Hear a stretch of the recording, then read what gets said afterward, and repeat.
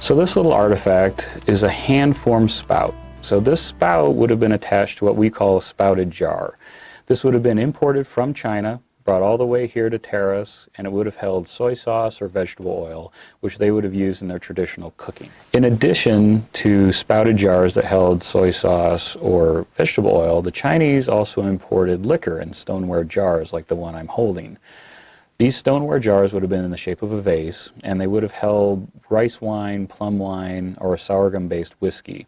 And in the base of this one, you can actually still see the swirl of the potter who left their thumbprint in this over 200 years ago. And many of these vessels were still handmade well into the 20th century. The most common style of porcelain ceramic that the Chinese railroad worker would have owned is this. This is what we call a bamboo-style rice bowl.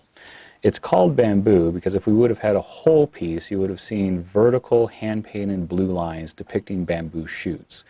Now, the Chinese railroad workers didn't have a lot of disposable income, so they would have used this for breakfast, lunch, and dinner. It was durable and cheap.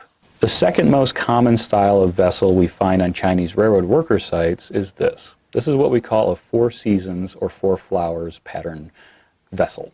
Now, this could have come in a bowl, a platter, a cup, or even a spoon.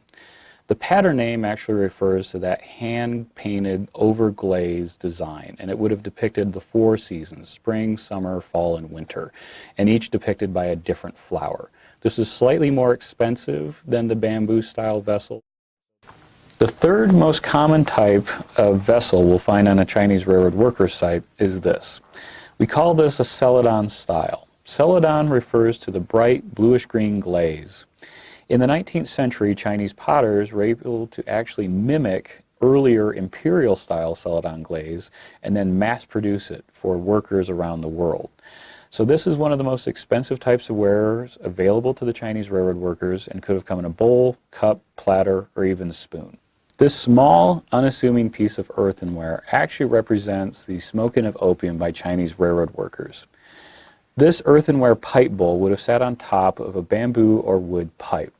So opium actually came in sort of a thick molassesy texture, and you would have taken a small ball of it, put it on top of this pipe, and then put it into an open flame to aerosol the gas. And you can see on the top, this has actually been heavily discolored by being exposed to heavy fire from smoking event. So the Chinese railroad workers would have smoked opium for both medicinal and recreational purposes, given the amount of heavy toll railroad construction would have taken on their bodies.